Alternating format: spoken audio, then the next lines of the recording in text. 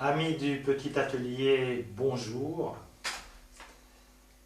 Il existe dans le monde de la peinture une figure tout à fait particulière et même unique.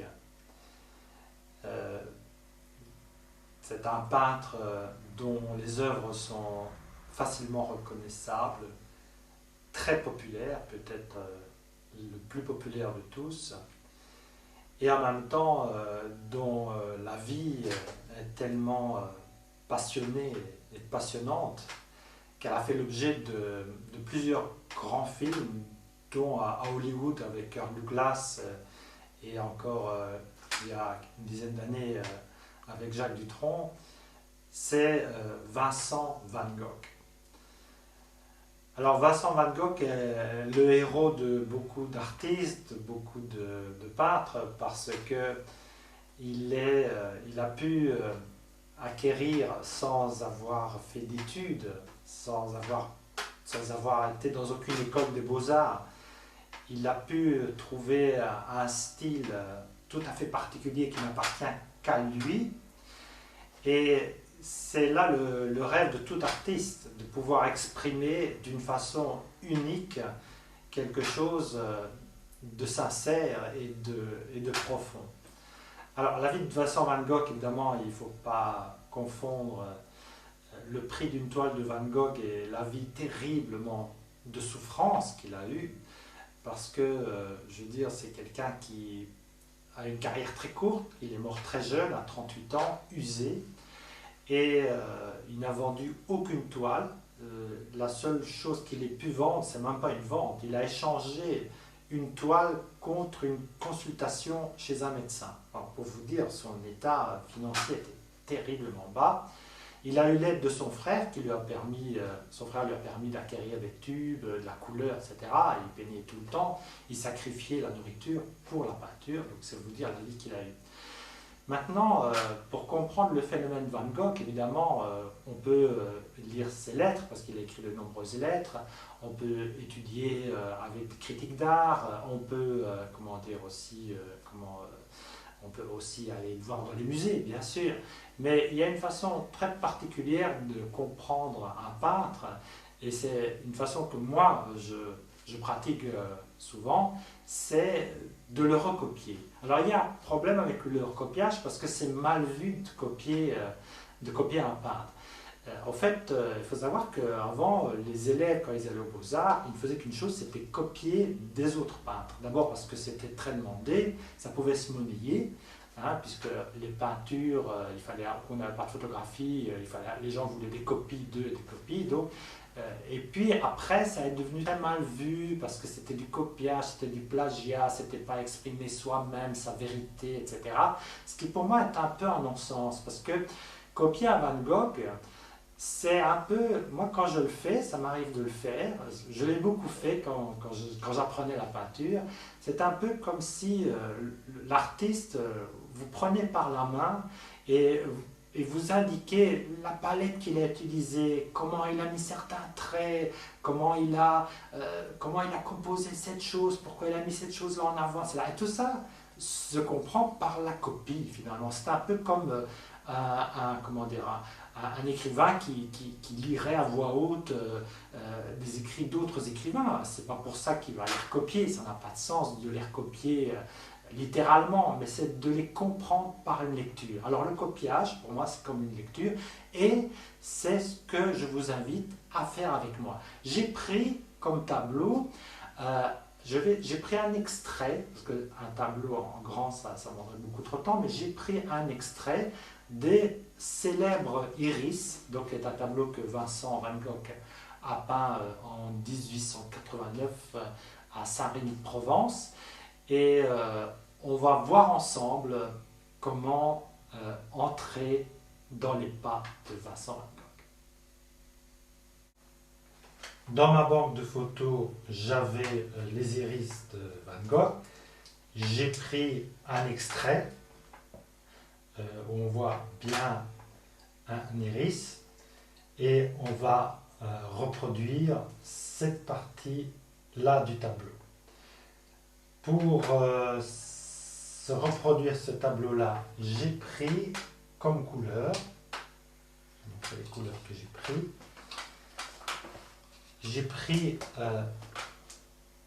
un bleu de cobalt, mais aussi un bleu ultramarine, que Van Gogh avait beaucoup, un bleu de céruléum, un vert émeraude, un vert or, un ocre moyen, un jaune citron et du blanc de titane pour bien couvrir, parce que Van Gogh peignait à la fresca. Il ne faisait pas de grisaille, il peignait avec couleur fraîche sur couleur fraîche. Je vais faire ce que faisait Van Gogh, bien travailler l'ébauche au fusain pour avoir la structure de mon dessin. Allons-y.